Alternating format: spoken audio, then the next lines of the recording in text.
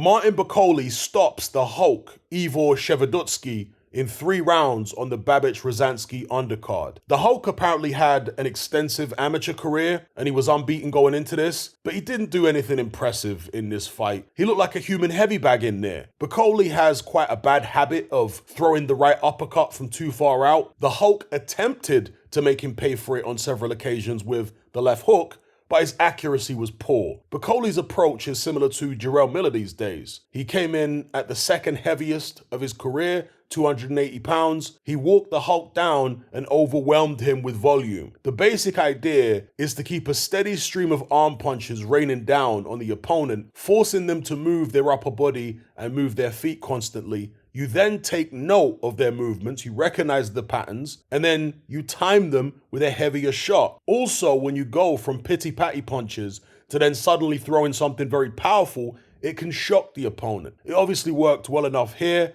against the Hulk. Bakole dropped him with a big left hook in the second round, bludgeoned him against the ropes in the third, and the referee stepped in. After the fight, he called out Daniel Dubois and Dillian Whyte. He and Whyte had a little exchange backstage. Whyte also made some potentially defamatory allegations about him live on Polish television. Bakole's doing the right thing, calling people out and making some noise, trying to create public interest. Dillian doesn't seem particularly interested in the fight though. Presumably he doesn't like the risk-reward ratio. He's at the stage of his career where one more loss puts him on the scrap heap. If they were to fight though, I'd probably lean towards Bakole, simply because I've got no faith in Dillian Whyte's chin whatsoever. But from a technical perspective, Bakole does make certain mistakes that Whyte could exploit. I already mentioned the fact that he often throws the right uppercut from too far out. We know that Dillian Whyte is vulnerable to uppercuts, but he also has a hair trigger left hook. It's fast and it's very powerful. Does Bakole really want to gamble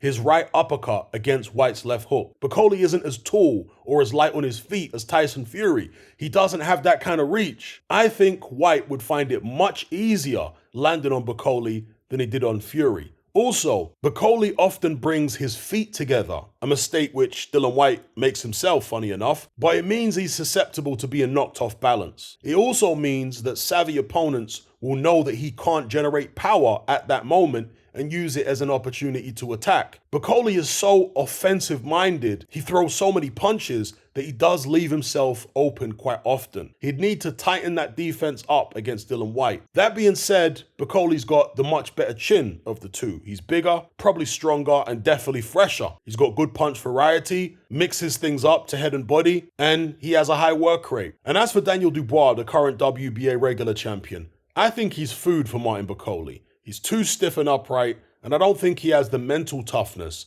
to stand up to what Bakole brings. I suspect Dubois' team feel the same, and they'll do everything in their power to avoid the fight, at least for now. They were probably relieved when Deontay Wilder inexplicably supplanted Bakole from the #1 position in the WBA rankings. Wilder wants to fight Joshua, Usyk, or Ngannou. He seemingly has no interest in Dubois. So that puts a convenient buffer between Dubois and Bakole, whereby, presumably, the WBA won't be ordering them to face each other anytime soon. I think Martin Bakole probably is better than most people realize, but nowhere near as good as his trainer Billy Nelson makes him out to be. At the end of the day, he got stopped by Michael Hunter, and he actually tried to quit in that fight. And for my money, he also lost to Sergey Kuzmin as well, even though the judges gave it to him on the scorecards. He says he's willing to fight anyone, and I hope that's true because he could be involved in some very interesting matchups. If he wants to build his name up, I think fights with the likes of Otto Wallin, Joseph Parker, or even Luis Ortiz would fit the bill. And personally, I'd pick him over all 3 of those guys. If he can knock one of them out in impressive fashion, it will create a lot more public interest in a fight between Bakole and one of the bigger names in the division.